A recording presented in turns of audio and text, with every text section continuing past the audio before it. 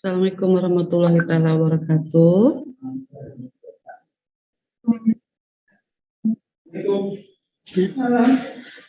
Mohon maaf anak-anak, saya baru masuk ya. Oke, baru beberapa orang yang bisa gabung, tapi ada juga yang japri ke saya bahwa hari ini tidak bisa mengikuti kegiatan pembelajaran dikarenakan masih TO katanya ya. Oke, tidak apa-apa, kita berjalan saja, nanti seiring waktu juga teman-teman juga mungkin bisa gabung di BOR IPA 1 ya. Oke, untuk memulai pembelajaran kali ini, mari bersama kita membaca Bismillah. Bismillahirrahmanirrahim. Ya, di pertemuan terakhir pembahasan kajian ejaan ini pertemuan terakhir dan semoga nanti bisa untuk ditindaklanjuti dalam hal pembelajaran selanjutnya, di mana kalian bisa mempelajari secara mandiri, membaca ulang. Ini saya hanya sekilas saja menerangkan terkait dengan penggunaan tanda baca yang memang pada mungkin kenyataannya teman-teman juga anak-anak nanti akan mendapatkan soal-soal yang sejenis dengan ini gitu. Bisa juga dalam penggunaan tanda baca atau penulisan huruf, akronim atau yang lainnya gitu. Ini tinggal dibaca, insya Allah akan saya share setelah pembelajaran ini di grup ya, supaya nanti bisa jadi bekal bahan untuk kedepannya. Oke. Terkait dengan pedoman ejaan bahasa Indonesia yang disempurnakan dulu, sekarang namanya pedoman umum ejaan bahasa Indonesia, di mana tidak hanya penulisan imbuhan, kemudian kata turunan, akronim, singkatan, kemudian penulisan huruf kapital, huruf miring, ya. Dan pada kesempatan ini kita akan membahas terkait dengan tanda bacanya. Di antaranya adalah kurang lebih ada tanda baca titik koma, titik dua, hubung, pisah, tanya seru, elipsis, petik tunggal, kurung siku, garis miring, dan penyingkat atau apostrof. Gitu. Beberapa ketentuan diantaranya pada penggunaan tanda baca titik itu dipakai pada akhir kalimat pernyataan, itu sudah sangat jelas saya. Kemudian juga digunakan atau dipakai di belakang angka atau huruf dalam suatu bagan ikhtisar atau daftar seperti ini. Ada sub-sub juga. Selanjutnya juga nih contohnya. Untuk satu, kalau sudah ada sub-subnya lagi ya, ini ada sub patokan umum misalnya, ada subnya lagi dari subbab ini.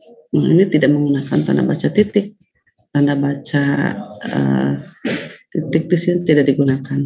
Ya, sebetulnya kan refleks ya, ketika kita menuliskan itu biasanya ya dengan refleksnya gitu menggunakan tanda titik, ternyata tidak usah kalau di bagian subbabnya itu di bagian akhir angka.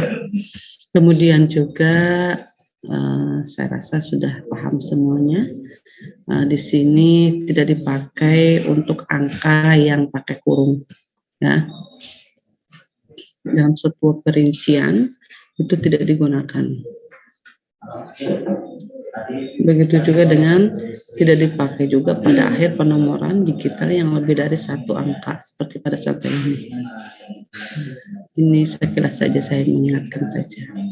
Nah, kemudian juga tidak dipakai di belakang atau angka-angka terakhir dalam penomoran deret digital yang lebih dari satu angka dalam judul tabel atau bagan seperti tadi ya. Seperti ini. Kalau satu tabel ini tidak usah. Nah, selanjutnya, ini juga ya saya rasa ini sudah umum kita ketahui ya, untuk pemisahan angka jam gitu ya. Nah, kemudian untuk menit, detik, ya ini kan hal biasa gitu. Tapi karena ini ada di ranah kajiannya pedoman umum untuk khususnya tanda baca, ini juga dituliskan. Dan di sini ada yang poin kelima ini tidak dipakai dalam daftar pustaka ya, ingat. Jadi dalam penulisan daftar pustaka di sini ada penulisan nama, kemudian tahun, judul tulisan, tidak diakhiri dengan tanda tanya atau tanda seru, dan bahkan tempat terbit juga. Ya, nanti kita akan bandingkan dengan yang penulisan footnote atau catatan kaki, ini bedanya di mana gitu ya. Kemudian tanda baca titik juga di sini dipakai atau digunakan untuk memisahkan bilangan ribuan atau kelipatannya yang menunjukkan jumlah jelas ya. Saya rasa kalau jumlah penjumlahan atau bilangan ribuan dari 0 belakang angka itu kan titik kalau sudah 3 gitu ya, ini ya. Nah, kemudian untuk penggunaan misalnya kalimatnya Indonesia memiliki lebih dari 13.000 pulau. Berbeda catatannya di sini yang di bawah. Tanda titik juga tidak dipakai kalau yang ini untuk memisahkan bilangan ribuan atau kelipatan yang tidak menunjukkan jumlah. Kalau yang di atas poin 6 itu untuk memisahkan bilangan yang menunjukkan jumlah, tapi kalau yang di bawah itu tidak menunjukkan jumlah. Seperti misalnya nomor rekening gitu ya. Nomor rekening kan tidak menunjukkan jumlah, jadi nggak usah ada titik. Misalnya ada tiga angka titik, nggak usah ya. Begitu juga dengan misalnya tahun di sini, dia lahir pada tahun 1956. Nah, jadi Farid nggak usah menggunakan titik di sini, itu ya, yang udah salah. Misalnya titik di depan di belakang angka 1 di sini misalnya. Ini kalau jumlah sih iya. Ini 1.956 rupiah misalnya. Tapi kalau dalam bentuknya bukan dalam menunjukkan jumlah kan tidak usah. Itu juga hal biasa, hal-hal sering sekali kita temukan ya. Nah, hanya ini mungkin catatan dan ketentuan-ketentuannya seperti ini. Kemudian juga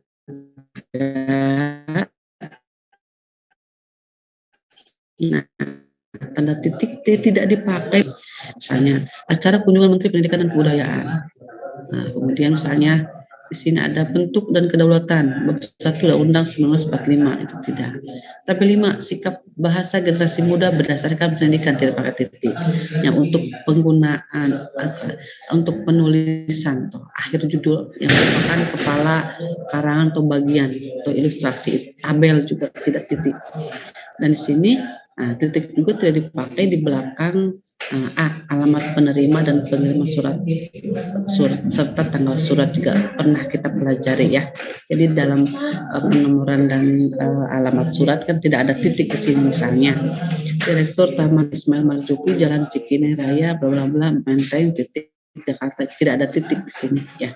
Penggunaan titik pernah dibahas juga untuk penyingkatan yang surat itu yang kata dalam satu kata itu disingkat jadi 3 huruf, untuk membedakan bahwa itu singkatan itu ada tanda baca titik ya. Tapi kalau dalam surat menyurat jika kata itu disingkat menjadi 2 huruf, tanda baca titiknya kan ada 2 gitu. Itu juga sudah dibahas di materi sebelumnya sebelum tanda baca. Jadi memang untuk tanda baca titik ini ada pengaruhnya terhadap penulisan seperti penulisan huruf kapital juga ada yang tanda baca titik digunakan untuk meningkat tingkatan ya, itu juga tanda titik. Kemudian kurang lebih ada berapa tuh ketentuannya, ada 6. Ini kayaknya kebalik, sorry. Tanda baca titik, ini kedua. Bentar, saya perbaiki dulu slide-nya. Nanti teman-teman juga bisa untuk perbaiki slide yang ada. Jadi tidak langsung 6, tapi ketentuannya kurang lebih ada 6 di sini. 1, 2, sebentar. 1, 2 tanda titik, kemudian ini lanjutannya, kemudian catatannya masih 3 sini ya, 3. Wah, langsung 6 nih, mana 4-nya? Ini kayaknya, oh iya 4. kalimatnya lari ke sini.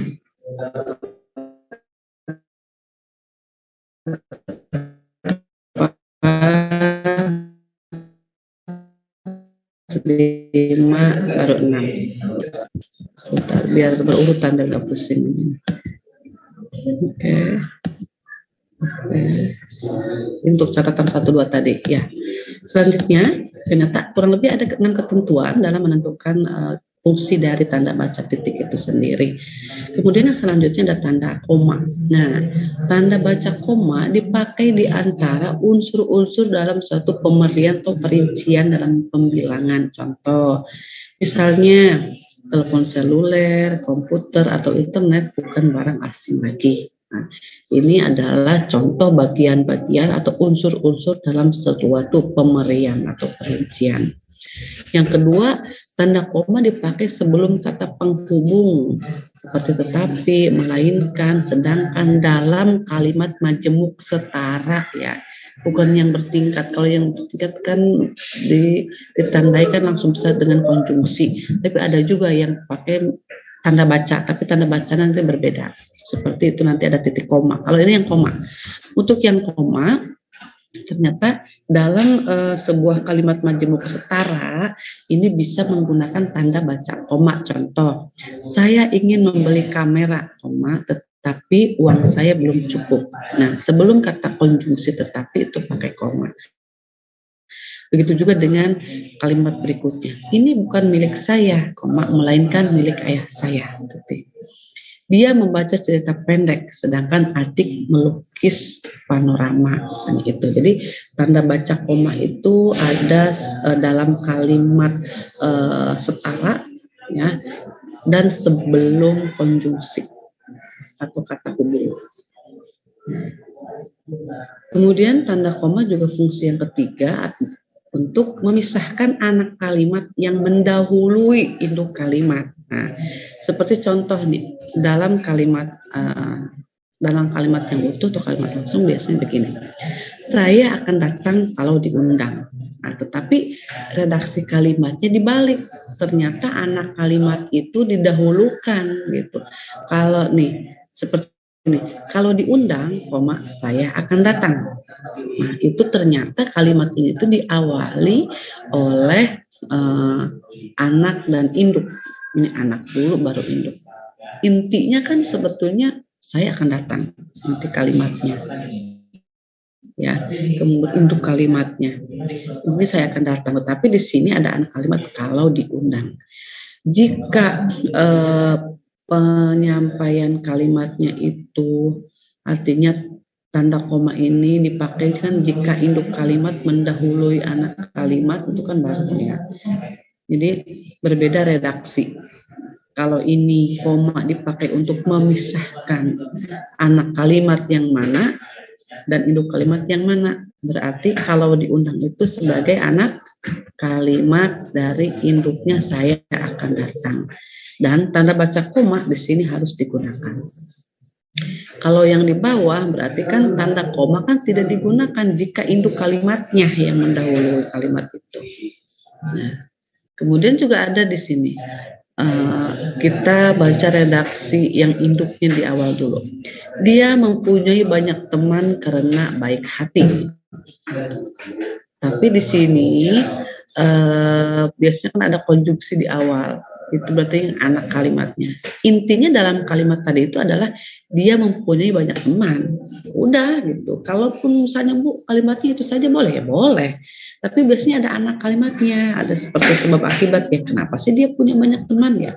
Ternyata ya karena dia baik hati. Kalau kita ubah susunan redaksinya menjadi anak kalimat yang di depan, berarti tentu saja harus menggunakan tanda baca koma. Karena baik hati dia mempunyai banyak teman. Seperti itu ya anak-anak ya. Sederhana tapi memang ya harus dipahami konsep dasarnya seperti itu. Jadi fungsi dari koma salah satunya ya adalah untuk memisahkan antara anak kalimat dan induk kalimat. Apakah dalam satu kalimat itu yang mendahulunya induk kalimat langsung atau bahkan anaknya begitu, atau perluasan dari kalimat itu ya.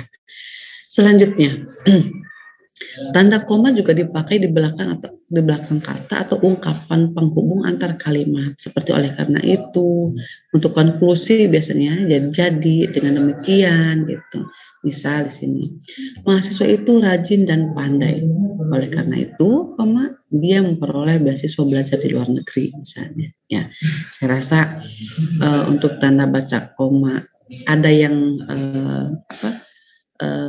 dalam redaksi kalimat itu yang ketiga tuh ada induk kalimat, anak kalimat, kemudian juga yang di sini untuk apa di sini, nah dipakai sebelum kata penghubung, ya di sini ketentuannya koma dipakai di belakang itu dipakai pada ungkapan penghubung kalimat seperti oleh karena itu, dengan demikian berarti sama seperti tadi ketentuannya. Dalam kalimat berikutnya juga misalnya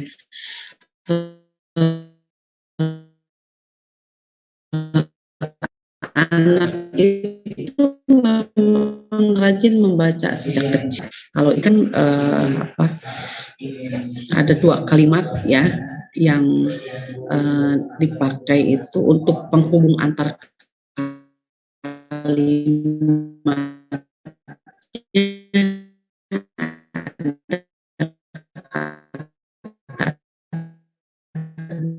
Jadi oleh karena itu sehubungan dengan itu antara kalimat biar bisa membedakan. Ini adalah tanda koma ini dipakai sebelum kata penghubung seperti tetapi gitu ya, melainkan, tapi ini ada di dalam satu kalimat. Paham ya? Nah, kalau ini konjungsinya ya atau kata penghubungnya pada satu kalimat, tapi tetap koma itu digunakan di sini sebelum konjungsi ya. Karena apa? Karena ini merupakan kalimat majemuk setara. Kalimat majemuk setara itu berarti ada dalam satu kalimat.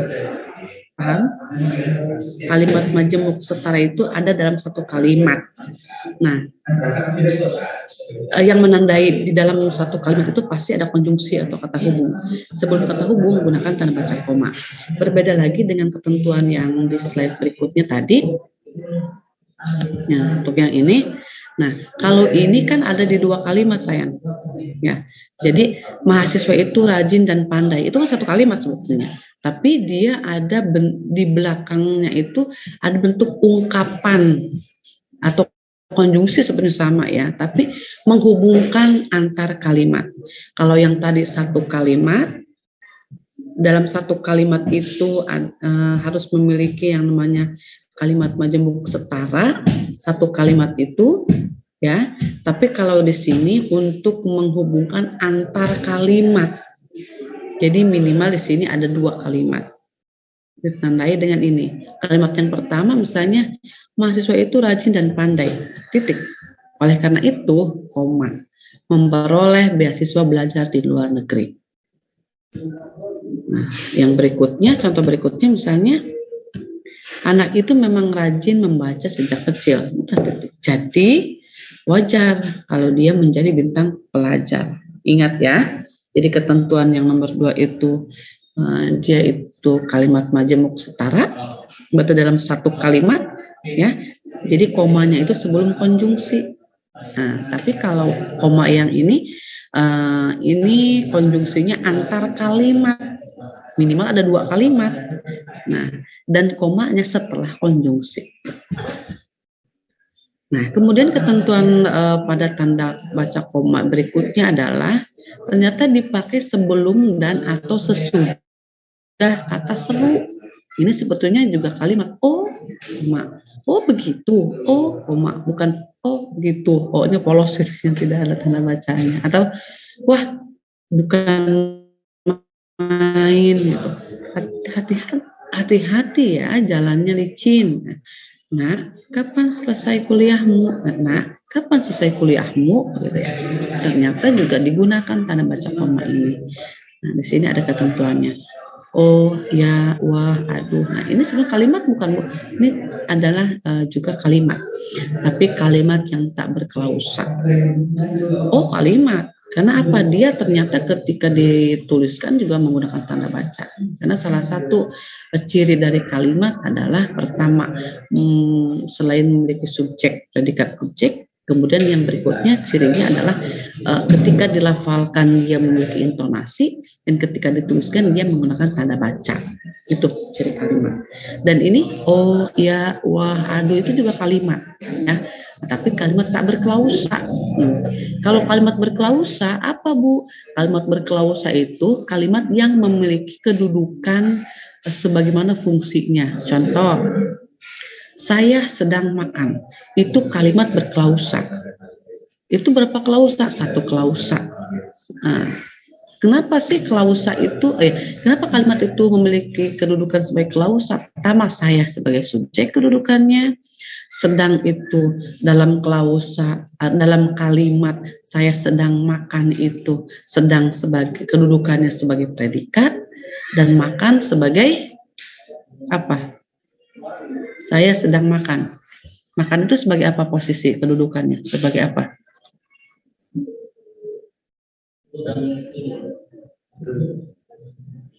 Ya. Terus saya sedang pergi ke Bandung.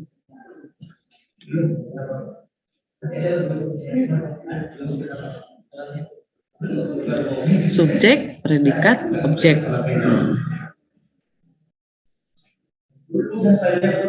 Ya.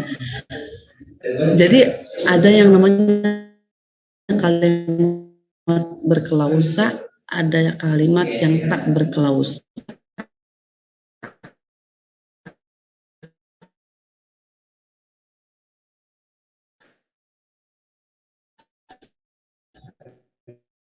Contoh yang kelima, kalimat tak berklausa. Karena apa? Tidak memiliki kedudukan sebagai apa fungsinya, subjekkah, predikatkah, objekah, begitu, atau keterangankah. Gitu. Jadi kalian juga harus bisa, oh ternyata itu juga kalimat, tapi tak berklausa. Kalau kalimat berklausa itu kalimat yang memiliki fungsi dan kedudukan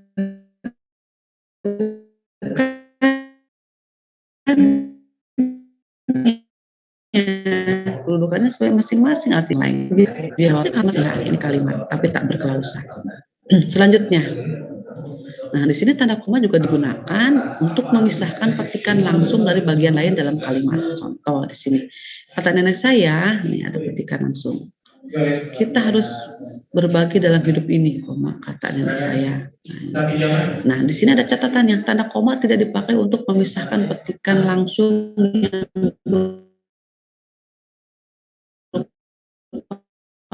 kalimat tanya Pak Lurah, udah titik, ya. Atau yang seru, masuk ke dalam kelas sekarang, petikan langsung, tapi perintah pakai tanda seru. Perintahnya nggak ada titik. Koma juga kurang lebih ada 6 fungsinya. Lebih malah, sorry. Ada berapa ini? Ada 10 lebih malah ya. Kita ke 7.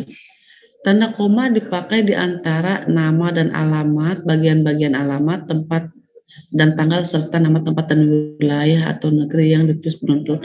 Nah ini, saudara titik Abdullah, koma, jalan bla bla bla bla ini. Kemudian juga untuk nama dan alamat, ya. Ini kan ada nama Abdullah, Jalan Kayu Manis 318, Kelurahan Kayu Manis, koma, Kecamatan, koma, gitu. Ternyata koma digunakan untuk penggunaan nama dan alamat atau bagian-bagian alamat, tempat dan tanggal, serta nama tempat dan wilayah yang ditulis berurutan. Ke-8 juga tanda koma dipakai untuk memisahkan bagian yang namanya dibalik. Seperti di sini ada nama yang dibalik susunan dalam daftar pustaka, misalnya Muhammad Farid apa namanya,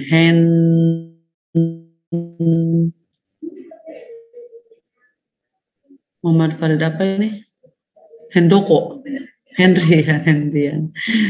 Kalau penulisan dalam daftar pustaka kan berarti Hendian dulu ya. Hendian, baru koma, Muhammad Farid, titik, tahun bukunya misalnya, titik, kemudian judul bukunya, titik, kota terbit, titik 2, dan penerbit. Ini dalam penulisan daftar pustaka. Nanti ada yang beda nih. Nah, ketentuan yang berikutnya, nah, ada di bagian footnote atau catatan kaki ada perbedaan. Kalau daftar pustaka nama belakangnya yang dibalik, ketika terdiri dari 3 kata, misalnya Herdian Muhammad Farid, Herdian koma Muhammad Farid. Tapi jika dalam penulisan daftar ini catatan kaki atau footnote, ini tidak dibalik namanya, Muhammad Farid Herdian, gitu ya. Koma, tidak titik. Judul bukunya ini Tata Bahasa Baru Bahasa Indonesia, koma, jilid 2, buka Jakarta, titik 2, Pustaka Raya, tahun dan halaman berapa yang dikutip, HLM, titik. Ini khusus untuk penulisan footnote atau catatan kaki. Bedanya kalau di daftar pustaka itu nama dibalik, nama belakang yang didahulukan, kemudian pakai koma, setelah itu menggunakan tanda baca titik, kecuali setelah kota terbit ya. Nah, kalau di footnote atau catatan akhir, catatan kaki itu tidak menggunakan tanda baca titik, setelah nama juga langsung koma saja. Dan di akhir ada HLM baru titik ya, halaman berapa.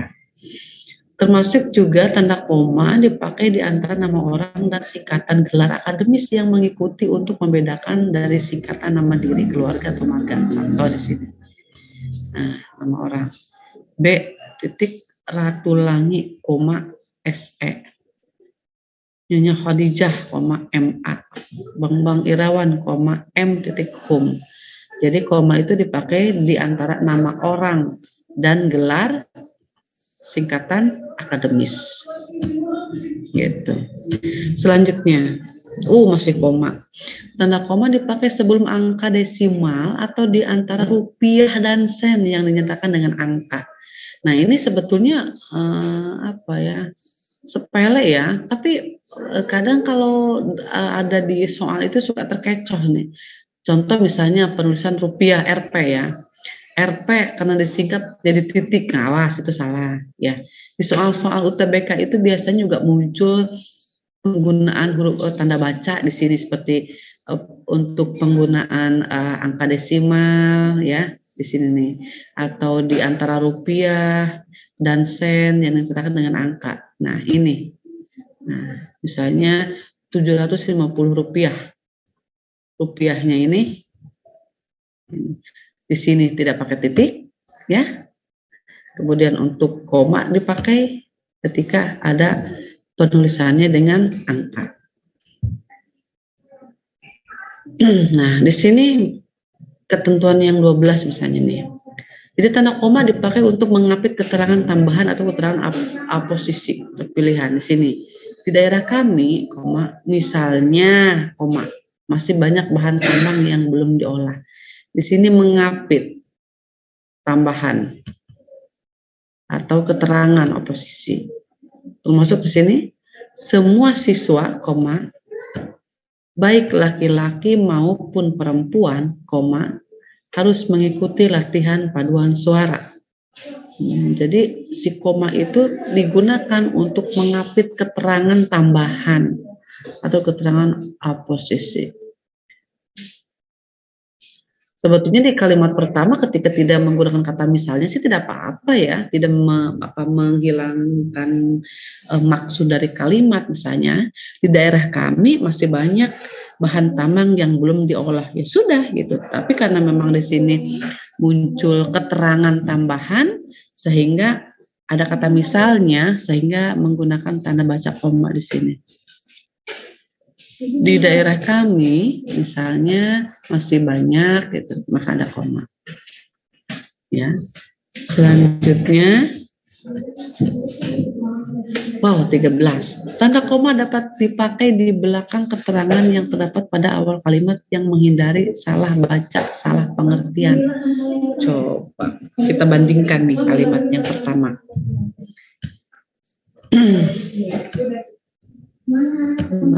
Dalam pengembangan bahasa, kita dapat memanfaatkan bahasa daerah. Bandingkan kalau tidak ada koma.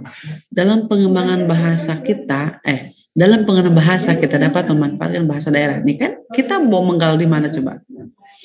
Dalam pengembangan bahasa kita dapat, atau nyelonong aja nih bacanya.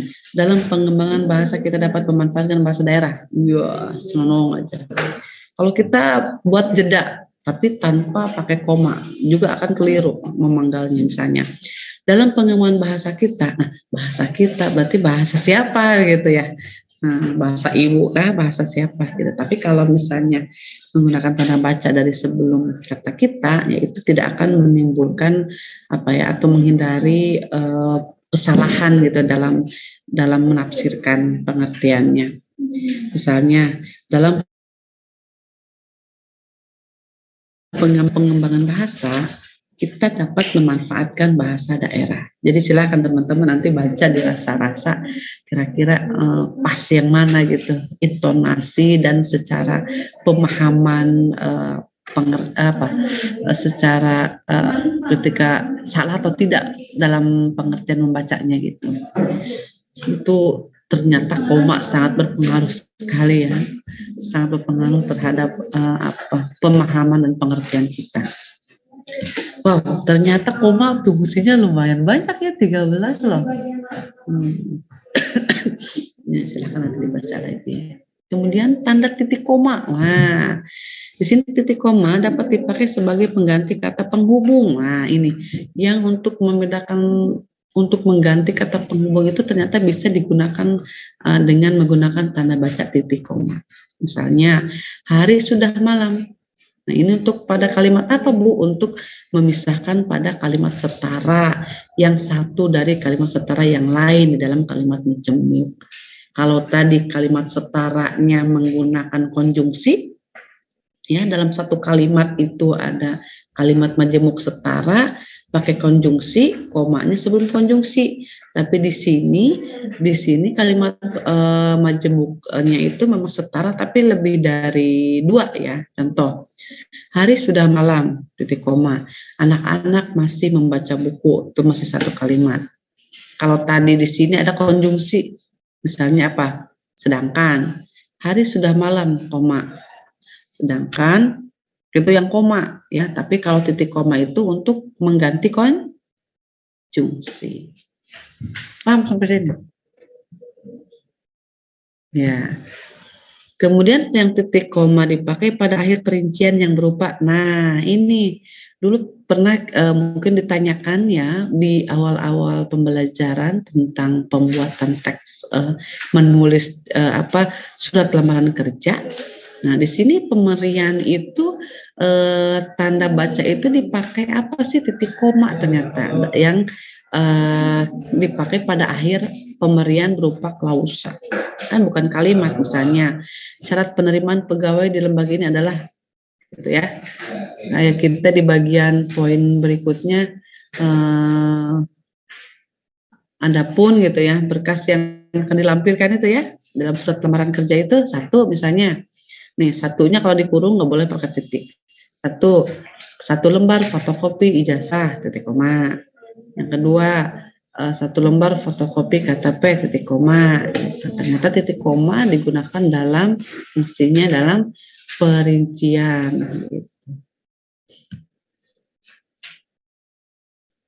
Titik koma juga dipakai untuk memisahkan bagian-bagian pemberian dalam kalimat yang sudah menggunakan tanda koma. Coba kita lihat.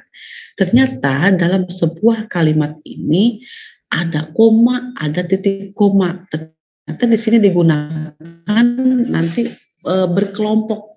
Artinya ada pengelompokan jenis di sini. Contoh, ibu membeli buku, pensil, dan tinta. Titik 2, baju, celana, dan kaos. Titik 2, pisang, apel, dan jeruk. Ini kan sebetulnya salah satunya juga untuk mengganti konjungsi dan juga untuk memisahkan bagian-bagian pemerincian dalam kalimat yang sudah menggunakan tanda koma. Ternyata bisa digunakan ini. Ini tidak salah ternyata ya.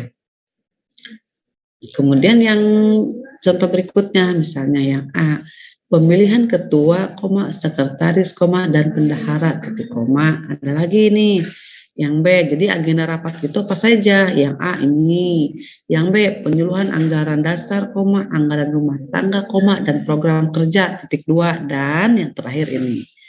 Nah, jadi harus betul-betul ternyata fungsi-fungsi tanda baca itu luar biasa, sangat apa ya, berharga ya di sini, sangat bermanfaat banget ya. Nah, ternyata titik koma itu kurang lebih hanya 3 fungsinya. Sedikit. Titik 2 sekarang. Titik 2 untuk ketentuan fungsi yang pertama dipakai pada akhir suatu pernyataan lengkap yang diikuti pemberian atau penjelasan. Contoh, mereka memerlukan perabot rumah tangga, titik 2, kursi, meja, dan lemari, titik. Kemudian juga contoh kedua itu ini tidak dipakai katanya jika pemerincian atau penjelasan itu merupakan pelengkap yang mengakhiri pernyataan. Contoh di sini, kita memerlukan kursi, meja, dan lemari. Kemudian tahap penelitian yang harus dilakukan meliputi persiapan, pengumpulan, pengolahan. Nah, kata titik 2 itu tidak digunakan di sini. Ya, jadi dalam sebuah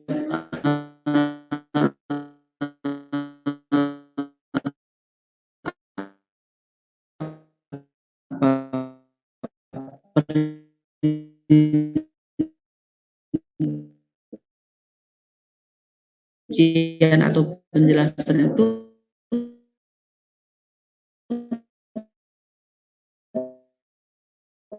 merupakan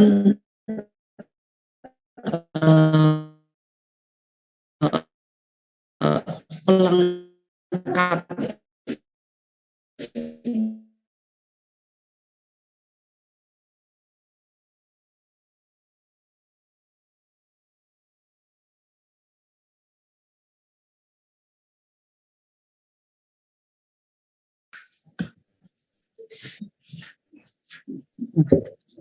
sorry sempat ngeblank.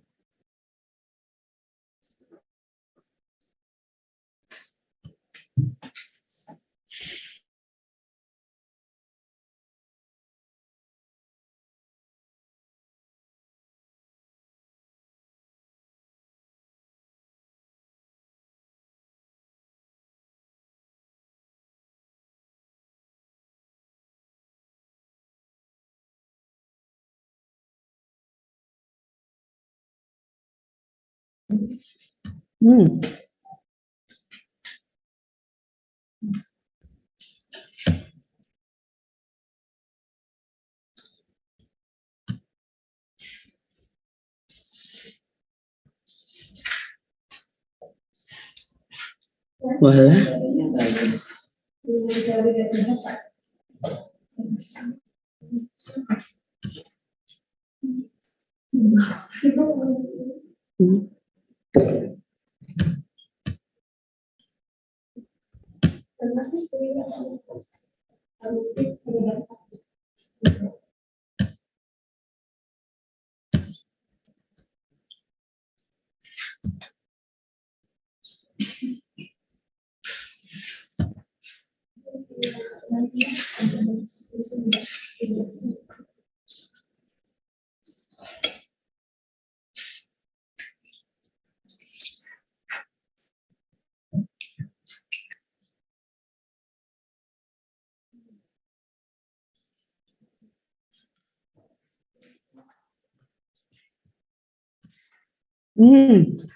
Kenapa nih ya? Tadi dia ini. Kalau ya ayam. Luar dia. Minum dulu kan.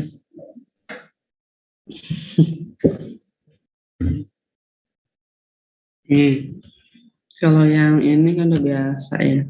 Percakapan selanjutnya. Ini titik 2 juga dipakai di antara jilid atau nomor dan halaman. Ya biasa ya kalau dalam mengutip langsung misalnya menurut Krida Laksana, 2020.28 gitu kan, menunjukkan nama menurut kutipan langsung dan tahun buku dan halaman yang dikutip gitu ya. Nah sekarang tanda hubung. Tanda hubung dipakai untuk menyambung suku-suku kata yang berpisah oleh pengganti baris. Saya rasa nih kalau kita mau nulis ngetik gak muat gitu ya, seperti cara itu pakai penghubung. Jangan strip ya penghubung. Nah. Kemudian kedua, tanda hubung juga dipakai untuk menyambung awalan dengan bagian kata yang mengikutinya. Contoh ini, ketika ada awalan misalnya kata ukur,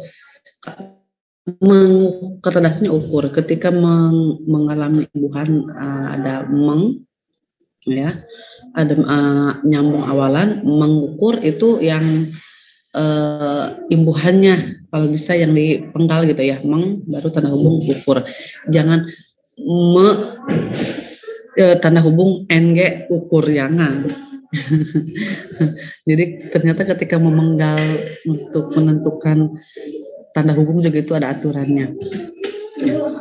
Kemudian juga tanda hubung dipakai untuk menyambung unsur untuk kata ulang atau reduplikasi, baik itu ulang utuh, sebagian atau beda bunyi ya, anak-anak dan sebagainya.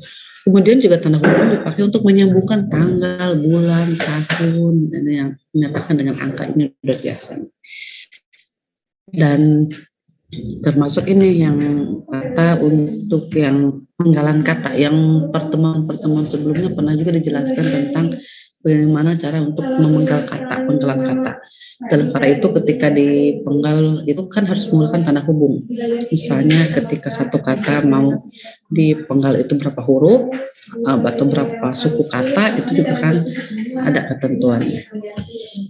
Kemudian tanda hubung juga dipakai untuk memperjelas hubungan bagian kata atau ungkapan. Di sini ada kata berevolusi misalnya, atau 20 seribuan, 2 kali 1000, jadi 23 per 25, 23 per 25. Nah ini silakan bandingkan yang mana yang lebih sesuai dengan penulisan kaidah.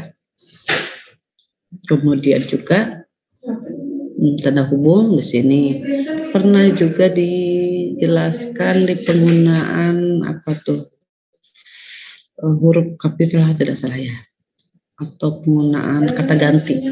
Nah ternyata disinggung lagi di sini di bagian tanda hubung terkait dengan apa? Tanda hubung dipakai untuk merangkaikan nah, dengan kata berikutnya yang dimulai dengan huruf kapital. Contoh, DKI. Ya. Kemudian juga ada ke dengan angka. Misalnya ini se-Indonesia. Kalau ke dengan angka, misalnya ulang tahun ke tanda hubung 20, misalkan begitu. Atau mungkin di akhir angka dulu baru ada akhiran an. Misalnya pada tahun 2050-an gitu ini. Sini. Itu hari pelaksanaan hari H misalnya.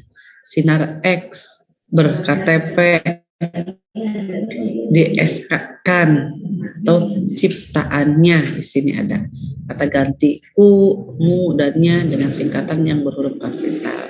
Ini harus ada tanda hubungnya. Kita seperti itu.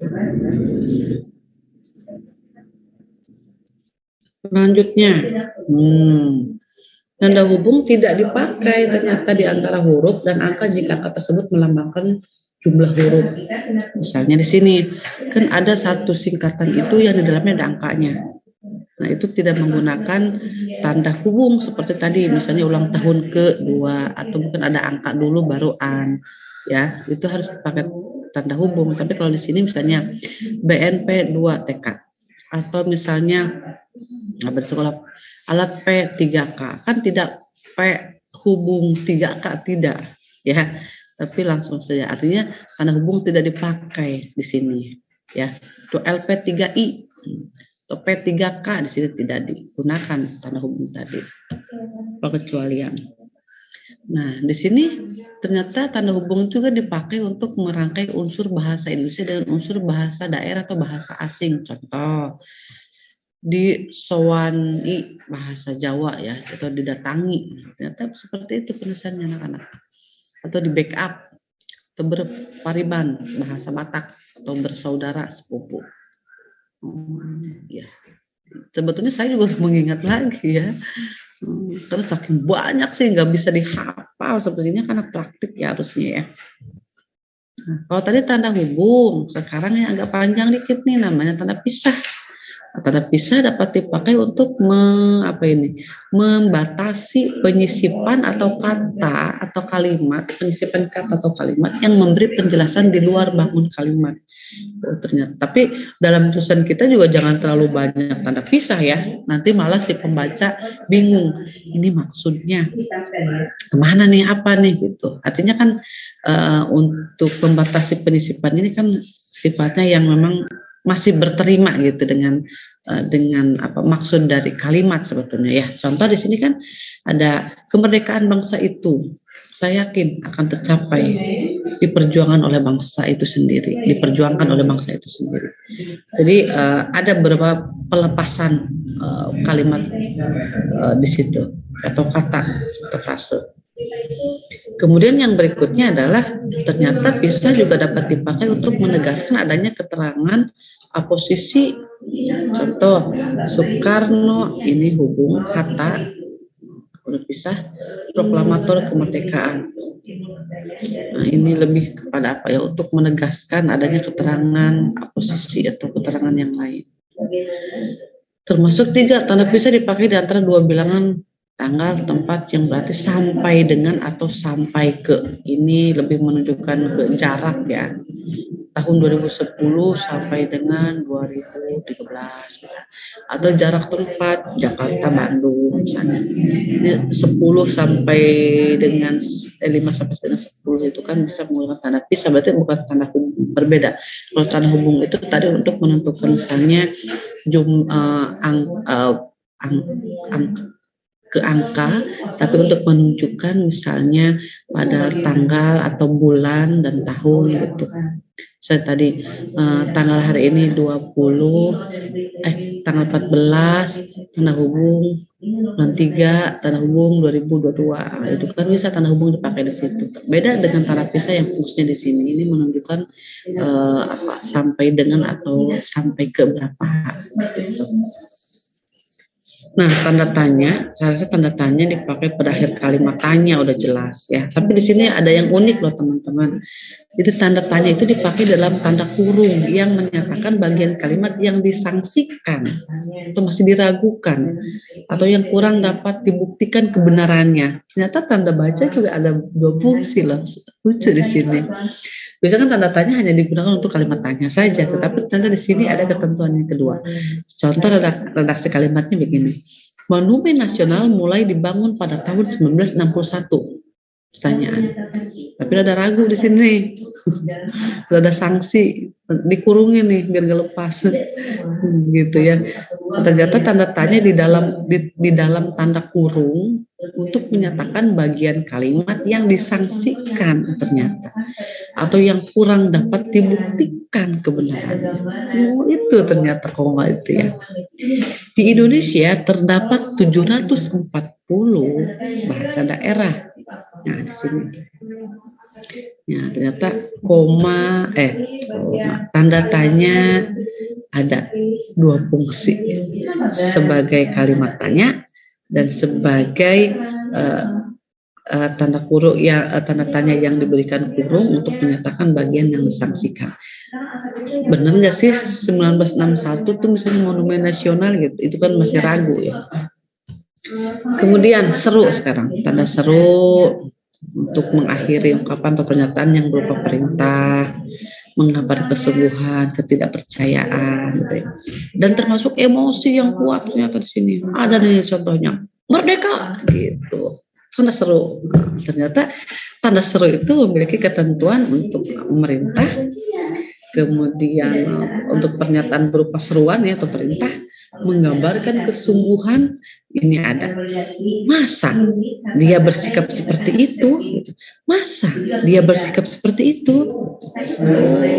Menyatakan kesungguhan dan ketidakpercayaan gitu ya. Bayarlah pajak tepat pada waktunya, itu kan jelas perintahnya. Masa itu ketidakpercayaan. Ada merdeka, ternyata seru di sini fungsinya untuk emosi yang kuat. Wah, itu teman-teman ya. Ternyata nggak salah ketika merdeka juga tanda seru, tapi jangan banyak tanda serunya. Kecuali merdekanya banyak, merdeka tanda seru, merdeka 3 tanda serunya. Ada 2 ternyata fungsi tanda seru, bukan ada 2, ada 1, tapi ketentuannya ada 3 untuk memerintah, kesungguhan atau ketidakpercayaan dan emosi kuat. Selanjutnya adalah elipsis. Nah, elipsis itu adalah tanda titik 3. Elipsis itu dipakai dalam kalimat yang terputus-putus katanya. 1, 2, 3, lari. Nah, itu dalam sebuah kalimat ternyata itu kalau dilisankan mungkin ya panjang ya. Jeda dulu. 1, 2. Nah, dalam tulisan ternyata pakai elipsis tanda titik 3.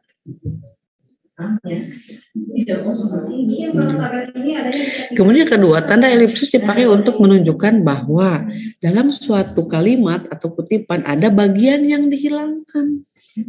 Contoh di sini. Penyebab kemerosotan. Menghilangkan, di sini menunjukkan bahwa dalam suatu kalimat atau kutipan ada bagian yang dihilangkan. Penyebab kemerosotan. Elipsis akan diteliti lebih lanjut, gitu ya. Nanti catatannya, tanda elipsis itu didahului dan diikuti dengan spasi dulu. Kalau dalam ada ketukan spasi. Dan elipsis pada akhir kalimat diikuti oleh tanda titik. Berarti titiknya jumlahnya ada 4. Ketika dalam akhir kalimat di sini sebenarnya. Dalam Undang-Undang Dasar 45 disebutkan bahwa bahasa negara ialah titik dan titik. Akhir kalimat kalau yang dihilangkan berarti titiknya ada 4. Elipsis tetap titiknya ada 3. 2 fungsi. Tanda petik sekarang. Tanda petik dipakai untuk mengapit petikan langsung yang berasal dari pembicaraan, naskah atau bahan tertulis lain. Contoh, merdeka atau mati. Merdeka atau mati. Seru Bung Tomo dalam pidatonya. Nah, ini lebih kepada petikan langsung. Jelas kalau petikan langsung kan seringnya dibahas ya. Petikan langsung saya sudah tidak aneh. Dalam drama juga ada, dalam kalimat juga ada petikan langsung. Tanda petik juga nih dipakai untuk mengapit judul sajak, lagu, film, sinetron, artikel yang dipakai di dalam kalimat. Misalnya satu kalimat ini, sajak pahlawanku, ini kan judul sajaknya berarti. Sajak pahlawanku terdapat pada halaman 125 buku itu. Atau marilah kita menyanyikan lagu Maju Tak Gentar. Ini dalam sebuah judul lagu nih ya. Kemudian untuk yang film, saya sedang membaca peningkatan mutu daya ungkap bahasa Indonesia dalam buku Bahasa Indonesia Menuju Masyarakat Madani. Atau ini makalah pembentukan insan cerdas kompetitif, ini judulnya. Rasa tanda petik sudah umum lah. Kalau dalam satu kalimat ada menyebutkan misalnya ada judul, lagu, film, sinetron, artikel, naskah judulnya ya, itu diapit tanda petik. Kemudian juga tanda petik dipakai untuk mengapit istilah ilmiah yang kurang dikenal atau kata yang mempunyai arti khusus. Seperti di sini, tetikus komputer ini sudah tidak berfungsi. Atau misalnya di sini ada ungkapan dilarang memberikan amplop kepada petugas. Amplop di sini kan memiliki istilah khusus gitu ya. Misalnya uang gitu ya. Selanjutnya, petik tunggal. Berarti tanda petik 2 itu hanya ada 3 ketentuannya. Petik tunggal dipakai untuk mengapit petikan yang terdapat dalam petikan lain. Contoh, tanya dia kau dengar bunyi kring kring tadi? Atau jadi di dalam kutipan itu ada bagian lagi petikan tunggal yang mengapit gitu ya. Jadi petikan tunggal itu dipakai untuk mengapit petikan yang terdapat dalam petikan lain. Di dalam petikan ada petikan lagi. Kau dengar teriakan anakku, ibu, bapak pulang.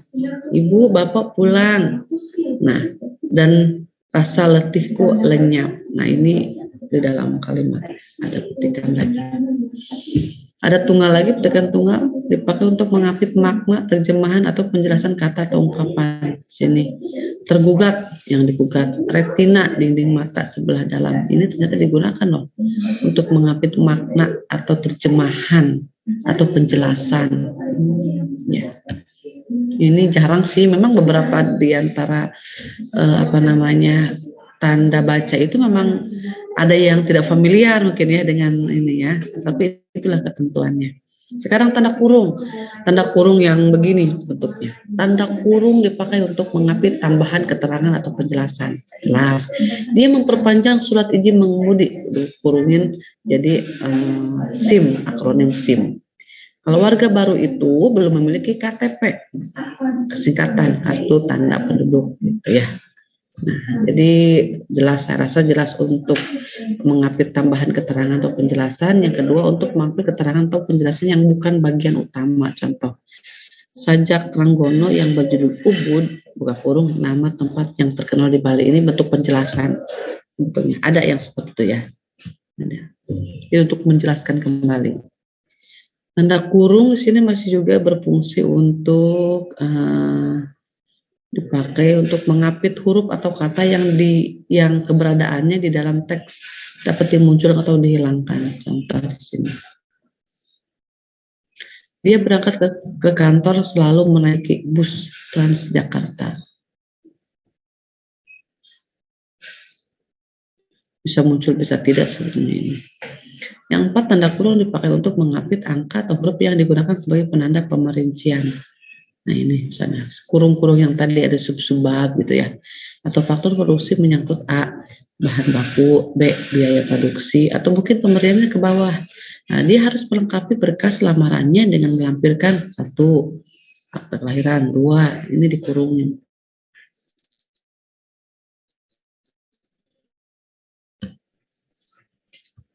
Kemudian tanda kurung siku. Kurung siku ada di dalam tanda kurung misalnya. Di dalam tulisan itu siku itu biasanya untuk menentukan bagian yang mana gitu yang salah. Contoh nih, tanda kurung siku dipakai untuk mengapit huruf. Jadi kalau dalam sebuah tulisan kalau ada yang salah baik itu huruf, kata atau kalimat itu bisa dikurung siku. Nah, karena salah satu fungsinya adalah dipakai untuk mengapit huruf, kata atau kelompok kata sebagai koreksi atau tambahan atau kesalahan. Nih nanti kalau kalian misalnya bikin karya ilmiah kemudian bimbingan dengan dosen kalian misalnya, kan ada loh tipe-tipe dosen yang memang misalnya satu lembar ini kan tidak sesuai, atau misalnya ada kata yang penulisannya misalnya semangat tapi di situ semangit misalnya ya, bukan A tapi I, sebetulnya tidak dicoret semua ya, jadi supaya tidak bingung mahasiswanya nanti atau siswa itu. Jadi bagian yang mana yang salah dikoreksi itu diturung siku kan gitu. Entah itu hurufnya mungkin yang harusnya semangat jadi semangit ya, I-nya A-nya yang harusnya A jadi I-nya yang diturung siku, itu fungsinya ya. Jadi jangan mencoret secara keseluruhan teks gitu atau kalimat, coret tidak begitu, itu ada aturannya loh. Jadi jangan sampai membuat simbol silang begitu pada kertas jawaban siswa gitu. Tidak boleh itu harusnya. Nah, kalau mau ngoreksi yang benar itu ya bagian mana yang memang tidak sesuai dengan kaidah itu dikurung gitu ya. Nanti kalian ke depan juga akan menjadi seseorang yang memang mungkin ya salah satunya untuk menjadi ahli atau editor atau seorang atau mungkin dosen, guru, apalah profesi kalian yang mungkin nanti akan bertemu dengan teks dan akan memeriksa sebuah teks. Jadi itu ada aturannya ya. Dan kurung siku juga dipakai untuk mengapit keterangan dalam kalimat penjelas yang terdapat dalam tanda kurung. Nah, di sini contoh. Persamaan kedua proses itu perbedaannya dibicarakan di dalam bab 2. Di sini untuk mengapit keterangan dalam kalimat penjelas yang terdapat dalam kurung. Ada di sini siku, lihat halaman 35 sampai harusnya ini tanda hubung ya sampai dengan ini ya. Baru siku, baru kurung. Untuk memperjelas sebetulnya. Selanjutnya miring. Nah, miring dipakai untuk penomoran dalam surat. Jelas ya. Nah, kemudian juga di sini miring juga dipakai sebagai pengganti dan atau serta setiap gitu ya. Dikirim lewat darat atau laut, dikirimkan lewat darat atau laut. Buku dan atau majalah, buku dan majalah atau buku atau majalah sebenarnya bisa. Termasuk di sini harganya 1.500 per lembar ya biasanya kalau pakai partikel atau garis miring lembar harganya gitu ya. Ini udah biasa. Miring juga dipakai untuk mengapit huruf kata dan kelompok kata sebagai koreksi atau pengurangan atau kesalahan atau kelebihan di dalam naskah asli yang tulis orang lain. Misalnya nih,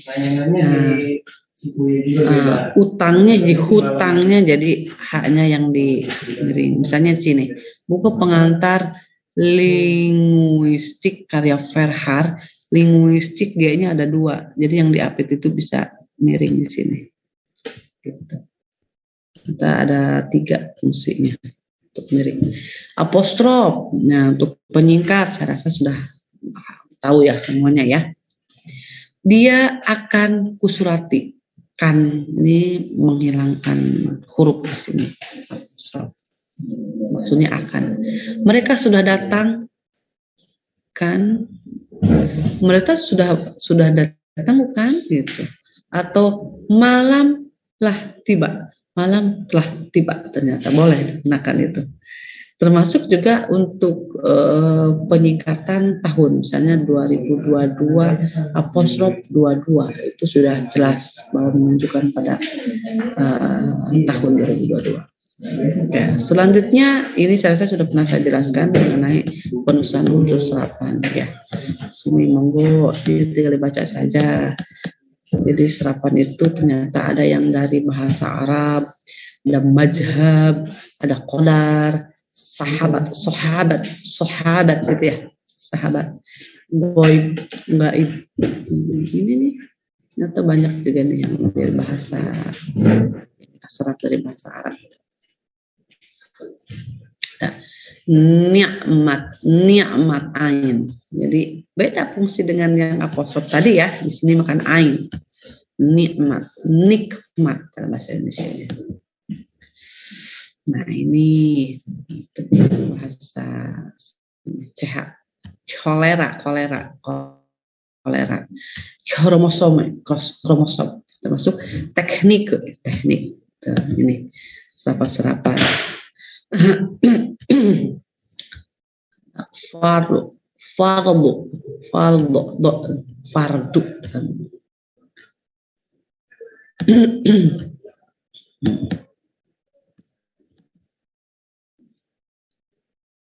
Arif, fasih, amar, masalah ini dari bahasa Arab ini masalah ya, banyak masalah.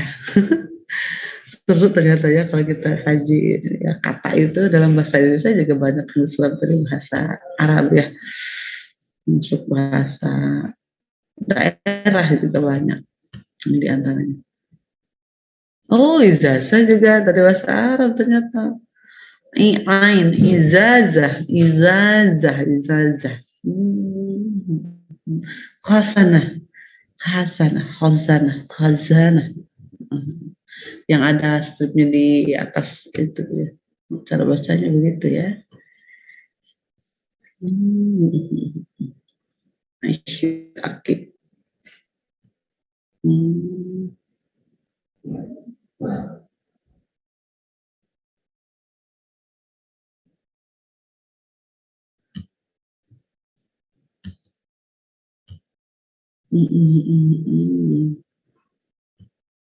Banyak nih akidah.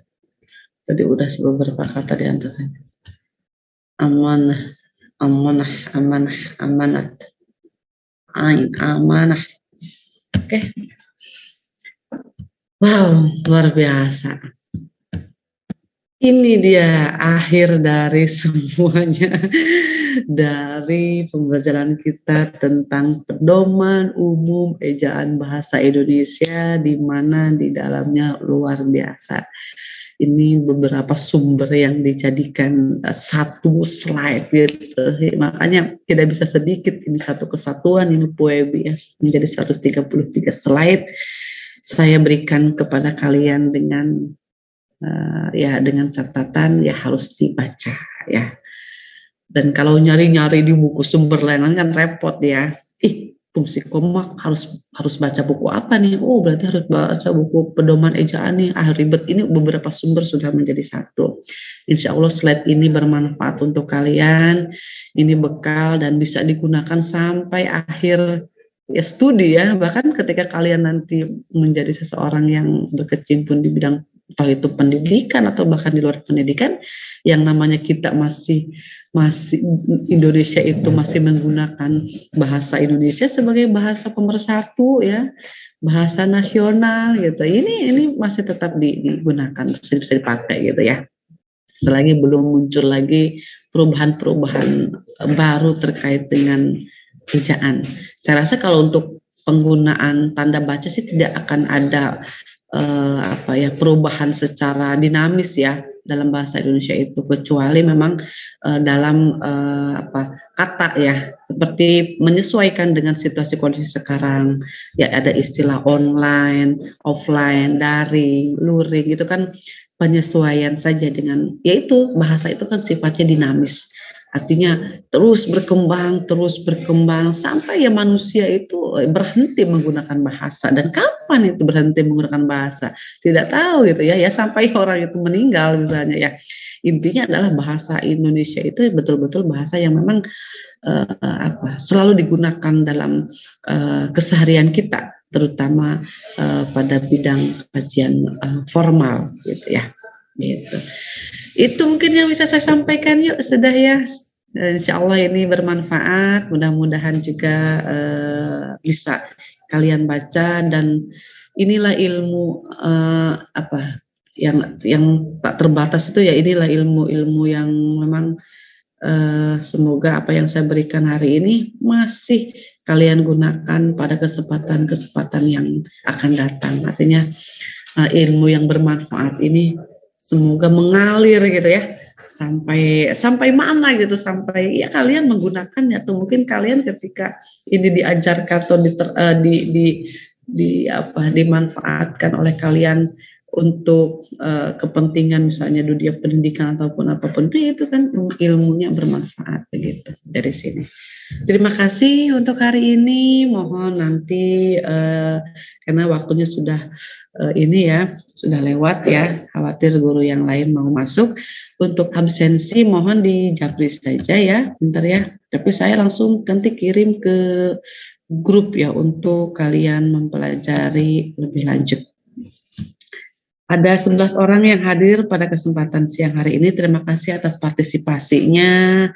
Terima kasih juga Faridia sudah mau on cam ya.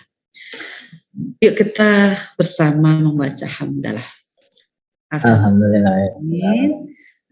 Nanti secepatnya saya kirim ke grup supaya nanti sambil ini kalian bisa untuk membaca lagi.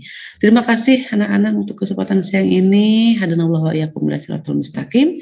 Wassalamualaikum warahmatullahi wabarakatuh. Waalaikumsalam warahmatullahi wabarakatuh. Terima kasih banyak, Bu. Ya, sama-sama. Tolong di absen ya 11 orang ini ya. Japri saja. Siapa yang bersedia nanti tolong dihubungi ke Ibu ya, pintar ya. Bu izin keluar ya. Mm-mm.